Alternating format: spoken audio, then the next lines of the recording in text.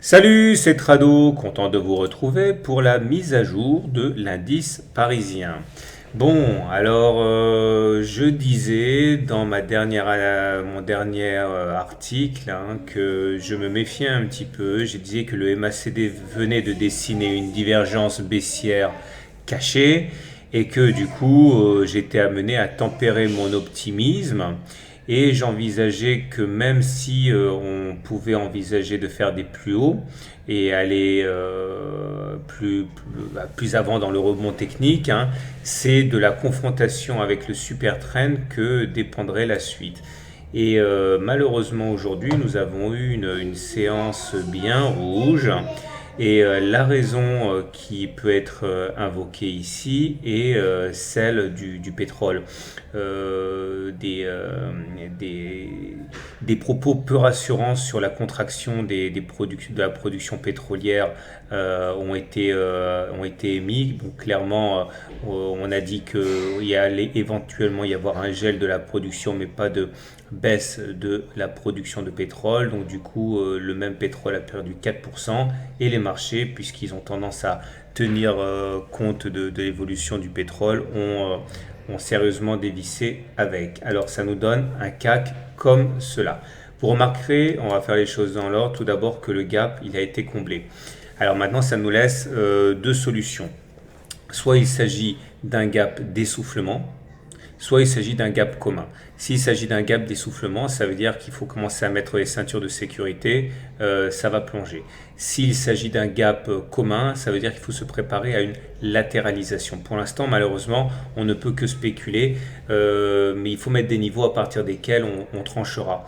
Je considère que les supports ont toujours tenu, en particulier, regardez, cette médiane, cette fameuse médiane de la fourchette d'Andrews orange là, qui a été préservée lors des précédentes attaques. Vous voyez bien comme elle a servi de support ici ou encore là. Si on devait clôturer en dessous, je serais obligé d'envisager un approfondissement de la baisse. Mais tant qu'on se maintient au-dessus, on va dire qu'on va conserver un biais neutre.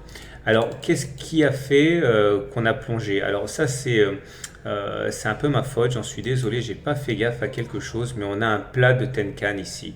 Et vous savez, quand on a une courbe de l'Ishimoku en particulier, la SSB, la Kijun ou la Tenkan qui font un plat, eh bien ça nous sert de repère pour un éventuel support résistance. Et regardez, c'est ça. Nous avons donc ici un plat de Tenkan qui, dans son prolongement, explique pourquoi on a calé hier ou aujourd'hui. D'ailleurs, cette bougie plus cette bougie, ça s'appelle un sommet en pince. Regardez, on parle de sommet en pince lorsque deux bougies consécutives s'arrêtent sur à peu près le même niveau. Toutes les combinaisons sont possibles, deux bougies vertes, deux bougies rouges, une bougie verte, etc. C'est pas important. Ce qui est important, c'est que le haut vient caler sur le même niveau, ça s'appelle un sommet en pince.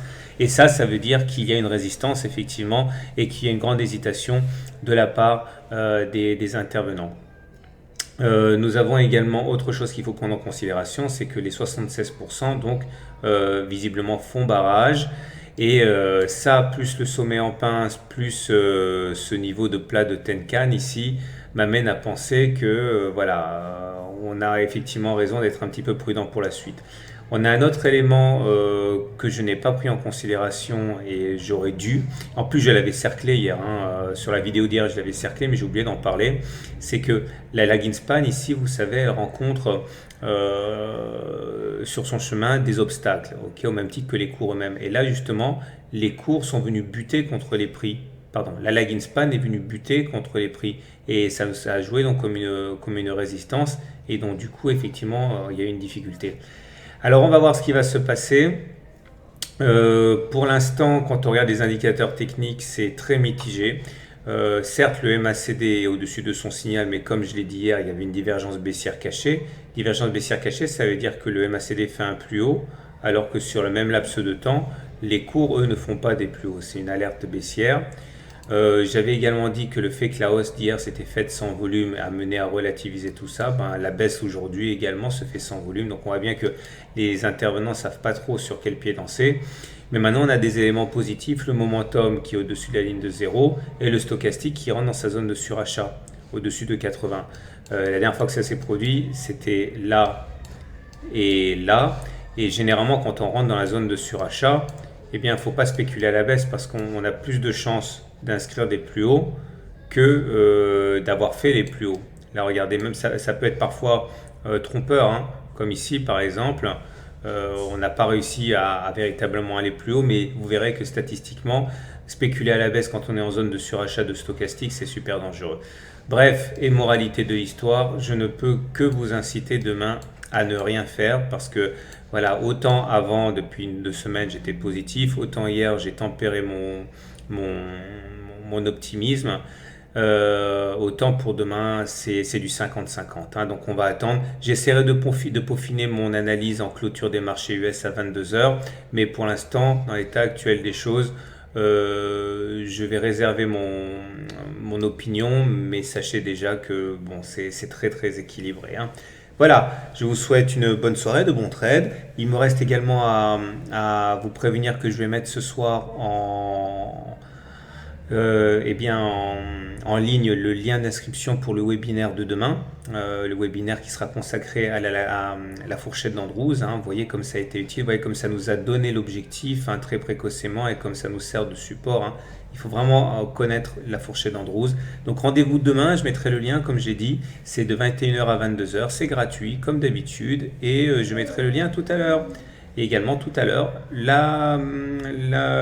l'épilogue, hein, pour la clôture des marchés US.